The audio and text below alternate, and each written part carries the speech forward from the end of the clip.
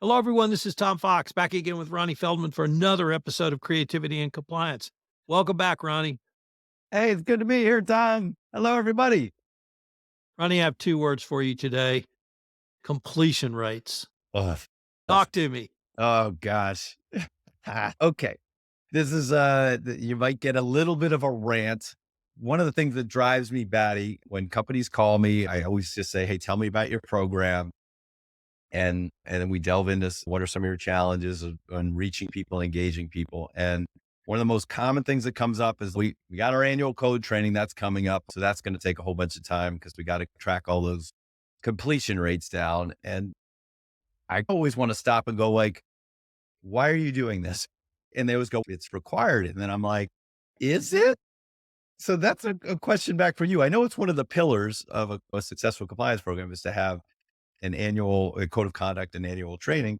But I do wonder if it is in fact a requirement because I'm going to make the argument through the rest of this conversation that the way people do it is often a net negative because it's a huge time suck and and people come away thinking mostly that you've just pushed liability on them and wasted their time.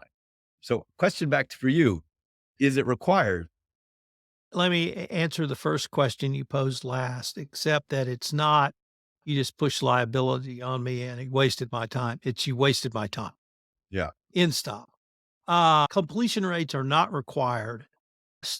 In the first decade of this year, of this century rather, somehow people got the idea that I had to show completion rates of training. It's at least since 2015, the DOJ has said two things about training: targeted and effective. Targeted means give the training to the people who need it.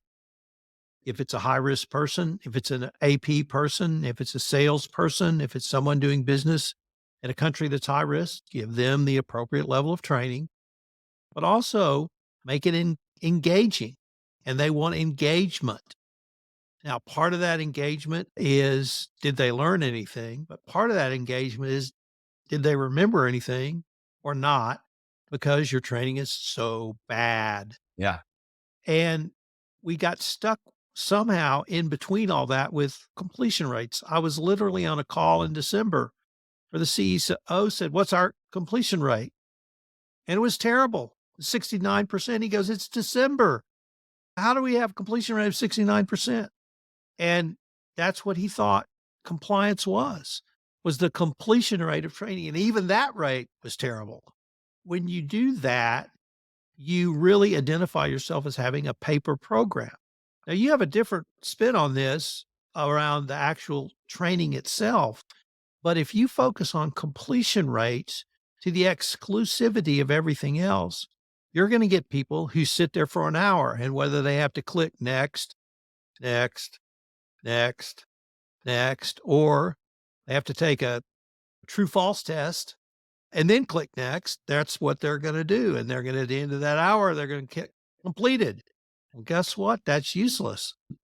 It's probably worse than useless because, as you suggested, you've wasted their time for an hour and you may have actually pissed them off from having to do that, particularly if it's December when they're trying to get closed out for the holidays or get that bonus money coming in.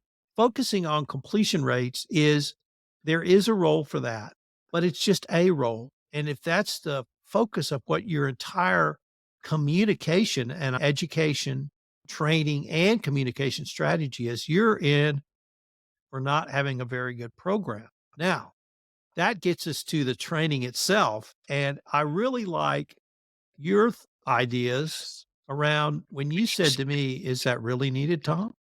What does completed mean? Do I really have to do that every year? What if we did something else?" So maybe you could explore why engagement is probably more important than completed, at least in your opinion. Yeah. So thanks for that. I'd like to, it's just because I hear it all the time, which is mostly like we start our programs by establishing a code in our policies and then teach on that. And we tend to do that in ways that are stagnant, boring, bloated, too long, because it's the easiest thing to do. It's the way to start your program. And I get why you want the completion rates because you want to show measurement in case something went wrong. But to me, it's just a bass backwards way of thinking about it because we know that it's ineffective.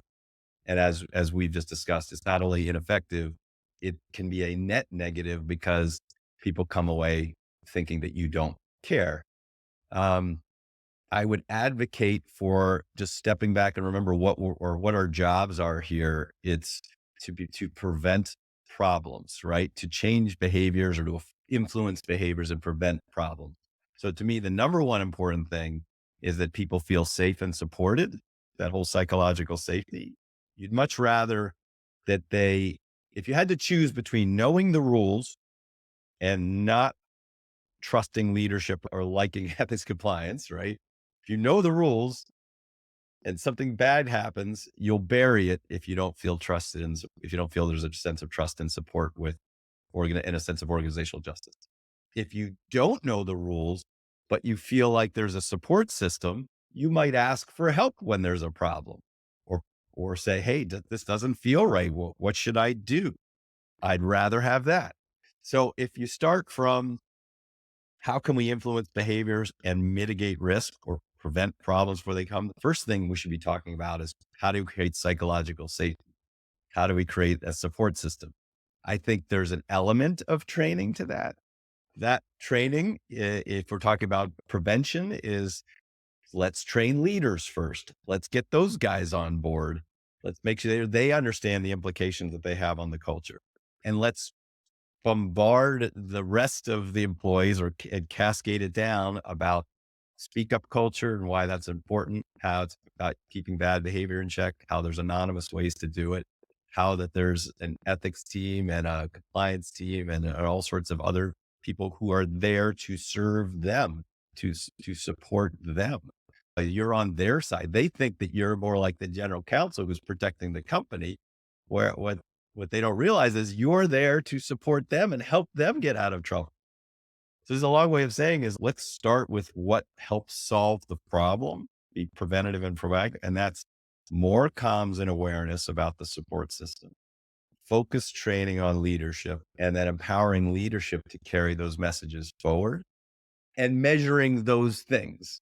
Because the measurement is important, but the measurement should be measuring things that we think are effective, not, well, we need completion rates. So then we're going to create something that gets us completion rates that we're going to spend 6 months of our time making it and chasing it down. I feel like get that over as quickly as possible and spend your money on things that actually help people. Well, how can we take this concept to even ongoing communications? You are a big proponent of smaller bite-sized learning, micro learning, different clips, different strategies. You've talked about them over the years we've done this podcast. Can we take that mentality really throughout to try to think about it throughout our communication strategy beyond simply educating, getting the board, or not the board, the top imbued with the right information, getting the tone? Can we figure a way to pass that on in our ongoing communications that you would advocate?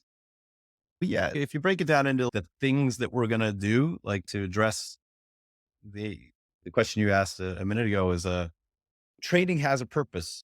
We're really trying it, but remember, it's training is the thing you do. Learning is the thing we want them to receive. That's why a lot of programs call themselves learning and development, not training. But anyway, that's a whole nother rabbit hole. But yeah, if you do training, you want it to be short, empathetic, interesting, have some entertainment value in some way. And it's better to do that in shorter segments, shorter, more frequent segments. It's hard because you want to reduce seat time and you don't want to take up employees' time, but I think they'd rather have 4 10-minute focused trainings through the LMS than that big long one that they hate. So the more that's interactive, the game shows the interactivity, the click this, that's better. But remember, the bar is low. I have a lot of companies who go, our training's so much better this year. It's in color. Oh, we have photography in there now. So we all should challenge ourselves to make it better. But in addition to that, I think it's really helpful that since there's only a few compliance people in a program, is that our number one job should be influence, which means we need to get other people involved in carrying the messages forward. This makes it a little bit harder to measure, but the idea is create little micro learning. So that could just be as simple as a video and a couple of slides, and give it to prepackage it and give it to leaders or other influencers in your organization and say, you deliver this. I'm going to package it up for you and you deliver this. And this is why it's important to be entertaining. Again, not necessarily funny, but entertaining, interesting, a good story, a fun packaging of it, a little quiz, a little fun game show quiz, a little fun talk show segment, whatever it is, a little piece of micro learning that has something. Oh, goodness gracious. Yeah. Have that little piece of fun, give it to a leader and say, you deliver this, and then have them certified that they did it. The other thing you could do is give little short videos, little commercials to leaders and say, just in the regular course of business, play this once a month during your Monday morning meeting with your team. So it's just 60 seconds. So there's value in short, fun, snackable communications, short nudge learning. Obviously, it can come from compliance. I'm a big proponent of doing things outside the LMS because you want to show up where people are congregating and doing business already. And the more that you can get your ethics ambassadors, your other leaders to participate in that and cascade that down, that makes for a more effective program, and then measure those things. Me see if you've bumped up against this, not against, but if you've seen this in some of your clients you've worked with. So my wife's company has a Slack channel, Hmm. and there's literally continuous conversations all day long on a lot of different topics in the Slack channel. Could that be a channel that compliance could utilize? I had one friend who did a what we used to call a Twitter jam, where you basically have a tweet up for your company, but that was at a scheduled time. It wasn't an ongoing conversation. Can a compliance function look at something like Slack as a way to communicate as well? Absolutely. Like all the informal channels, the point is to not make it compliance the other. Right now, it's another thing that you have to do. Whereas if you think about it, you want it to be ingrained in our culture. We win business, we provide good products and services, and we do this as ethically as possible, right? It's just part of the DNA. And that means that we need to be showing up in the regular course of business. So if people are using Slack, that's a great way to drive traffic to learning resources, which again, you can measure. You have to give them a fun stimulus. I worked with a client a couple of years ago that they were using Yammer, same thing, which is they built an audience over time. They were doing they used one of our videos, which was a little jingle about speaking up, and they asked people to make a selfie video lip syncing to this song. So they added a little fun contest to it, and they got people to interact with it around the subject. You also could simply push out a fun piece of content and says, hey, what was your favorite part? When they click on it, it usually takes them to the video, which is on your intranet. So I always say, put the fun thing next to the important thing. So you're driving traffic to the video, but you're also driving traffic to the policies. Then you can measure the click through rates. We did a podcast with the Agilent Technology folks last year, and they had a song contest, changed the lyrics to the song about compliance, and they got people involved in that. I think Slack, Yammer, Teams chat, any of these channels that you can use, usually you need something stimulating and interesting, ask a question for interactivity, and use it as a pipeline to drive traffic to the things that are important. That's a pretty good model as far as I'm concerned, because again, you're not creating a new channel. You're showing up where people already are, but you got to be interesting and you have to do it over time to build up that audience and to build up that credibility and to change the reputation. So, Ronnie, it turns out completion rates are really not that important from either my perspective or perhaps even your perspective. Would that be a fair way for us to end this podcast? Oh my goodness, please stop focusing on completion rates. If you find yourself spending 3 months and 5 emails tracking them down and getting then the leaders to send the message to track it all down, there's a problem there. They're not doing it for a reason. They don't like it and they're not learning. So again, it has its place, but let's minimize its importance and spend our money on things that actually help people. That seems like a great way for us to end this episode. Do you want to tell our audience bye bye? Bye bye, audience.